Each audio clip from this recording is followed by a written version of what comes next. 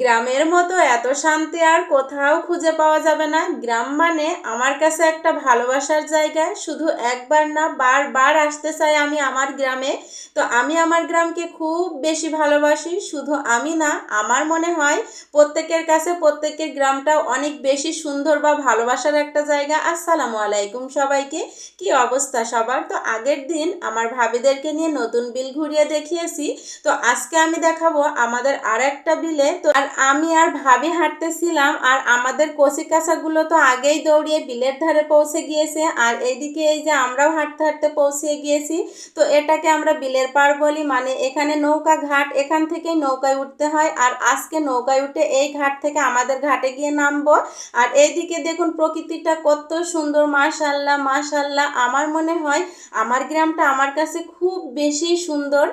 আর এই যে এইদিকে সবাই ব্রিজের ওপর দাঁড়িয়েছিলাম, আর এই যে বিলটা দেখতে পাচ্ছেন, এই বিলটা আমার জন্ম হওয়ার পর থেকেই দেখতেছি। এই বিল কিন্তু একদম পানি শুকিয়ে যায়, তারপরে পদ্ম ফুল ফোটে, তারপরে ফোপল হয়। আমরা ছোটবেলায় এগুলো কত তুলে খেয়েছি। আর এইদিকে দেখুন পানির মধ্যে এই যে এগুলোকে কি বলেন আপনারা বলুন তো? এগুলোকে তো আমরা জার্মানি বা ধাপ বলে থাকি।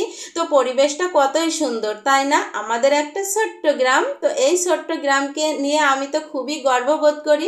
খুবই সুন্দর প্রকৃতি, আর এই প্রকৃতির মাঝে যেন আমরা সত্যিই হারিয়ে যাচ্ছিলাম। আর এইদিকে এই যে আমি ভিডিও করতেছিলাম, আর ওরা একটু এই যে ফটোশ্যুট করতেছিল। তো আমার মেয়েটাকে কত সুন্দর লাগতেছে, তো ওর সাথে প্রকৃতিটা একদম মিলিয়ে গিয়েছিল। আর এইদিকে মামিয়ার সাথে যে একটু সেলফিও উঠতেছিল। তো আমরা এখানে বেশিক্ষণ ছিলাম না, কারণ কিছুটা সময় থেকে এই পরিবেশটার সঙ্গে মনে হচ্ছিল একদমই মিশে গিয়েছি। তো এখান থেকে এখন আমরা উঠে পড়েছি নৌকাতে। আর এই নৌকায় উঠে এটাকে তো একদমই বিল বলতে ইচ্ছাই হচ্ছিল না, কারণ এখন মনে হচ্ছে এটা একটা সাগর, নদী বললেও ভুল হবে। মনে হচ্ছিল একদম সাগরের মধ্যে আছি। পানিগুলো কত সুন্দর, তাই না? আর এইদিকে নতুন বউ তো খুব খুশি, সে পানির মধ্যে পা ভিজিয়ে সে তো খুবই আনন্দ পাচ্ছিল। তো এত সুন্দর নৌকা, আর এই যে আমরা সবাই মিলে ঘাটে বসে এখন আমাদের ঘাটে নামবো। তো আমাদের কিন্তু নৌকার মাঝিও আছে। তো নৌকা বৈঠা ওইদিকে বাজছিল, আর আমরা সবাই মিলে আনন্দ উপভোগ করতেছিলাম। তো আমি আমার গ্রামকে নিয়ে কেন এত বেশি গর্ববোধ করি জানেন? কারণ আমার মনে হয় যার যার গ্রামটা তার তার কাছে একটু বেশিই সুন্দর।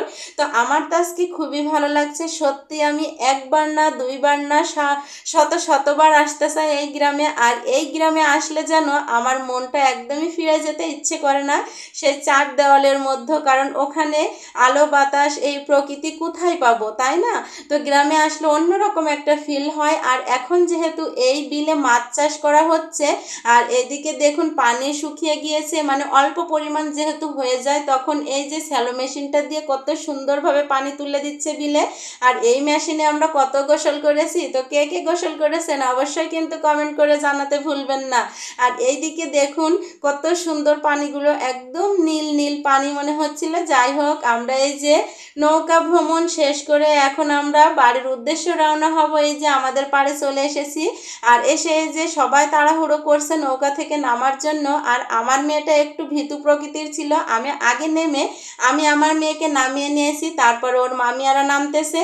তো যাই হোক, এই দিনটা খুবই মিস করব, কোনো দিনও ভুলবো না ওদেরকে, কারণ সবাই মিলে একসাথে ঘোরাঘুরির যে কি একটা মজা তা বলে বোঝানো যাবে না। তো হাঁটতে হাঁটতে এই যে দেখতেছিলাম অনেকগুলো রাজহাঁস, মনে হচ্ছিল এই পাড়ার রাজহাঁসগুলো সব এখানে এসে জমা হয়েছে বিলের ধারে। তো পরিবেশটা সত্যি অসাধারণ অসাধারণ, যা বলে বোঝানোর মতো না। আমার এই ছোট্ট গ্রামকে আমি খুব বেশি মিস করব বাড়ি চলে গেলে। যাই হোক, এদিকে আমার মেয়ে এই যে হাঁসগুলো তাড়াচ্ছিল, কত সুন্দর। তো আমার এই গ্রামটা আরও অনেক কিছু আছে। তো ওরা যেহেতু শর্ট টাইমের জন্য এসেছে, জানি না কতটুকু ঘুরে ওদেরকে দেখাতে পারবো। তো আজকের মতো আমরা এখানেই বিদায় নিব। আবারও দেখা হবে পরবর্তী কোনো ভিডিওতে। সেই পর্যন্ত সবাই সুস্থ থাকুন, ভালো থাকুন, আর আমাদের জন্য দোয়া করুন। এখানেই বিদায় নিচ্ছি। আল্লাহ হাফেজ।